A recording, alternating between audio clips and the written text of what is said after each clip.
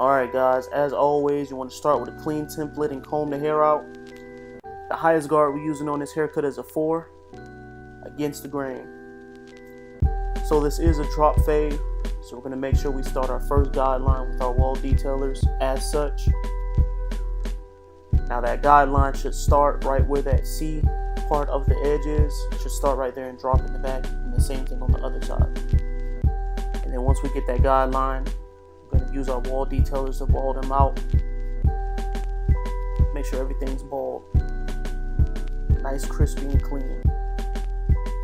Now we're going to go ahead and take our wall 5 stars, and we're going to create our second guideline with the clipper being open.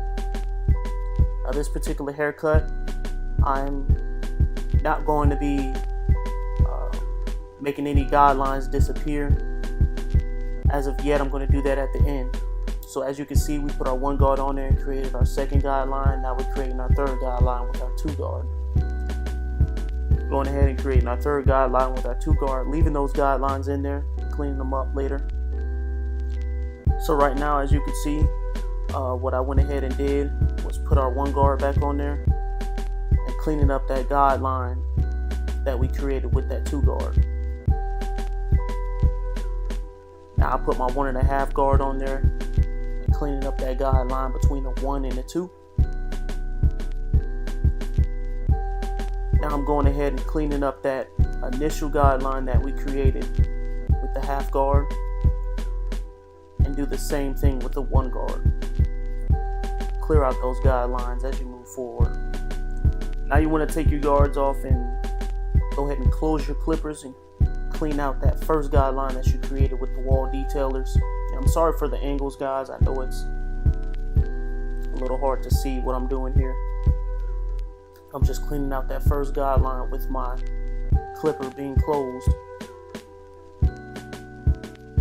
And it's all about a game of eyeballing, man. Honestly, you just want to make sure you eyeball the haircut. There's no particular way, there's no set order in which you want to clean out these guidelines. You just want to make sure that you clean them out really good depending on the type of haircut that he has. Now, as you can see, this is my 4 guard, and I'm just knocking down some of that bulk. You see, we switch back to the closed position on the clipper, no guard. We're just still cleaning out that first guideline, as you can see, trying to get that blend to get blurry. Put that 1.5 guard back on, knocking down some of that bulk. This is a drop fade, so it's not supposed to go up too high. So you want to still have a clean transition between the bald and on the top without going up too high. So I'm going ahead and just doing a preliminary lineup for him. And as you go throughout the haircut, you'll see little blotches and little things that you need to clean up. So we're just cleaning all that up. In this haircut, a drop fade, especially with this type of hair and the length, your 1.5 guard is going to be your best friend, because that 1.5 guard acts as a 1 guard as well as a 2 guard, in my opinion. That's where you're really going to get that clean, blurry look. So we're just adding some hair fibers, man. You know how it is. We're going to crispy them up with the final outline, final lineup. Just ball them out pretty much, and you always want to style the customer's hair as well. Make sure everything's nice, crispy, and clean. Clean them up with some scissors. Make sure nothing's abnormally sticking out. His hair is supposed to be wavy like that, so you want to make sure it's not looking like an afro. And just clean them up with the straight razor at the end. Make sure the customer is satisfied. It's nothing like a satisfied customer. You want to make sure you stretch that skin when you're using a straight razor as well.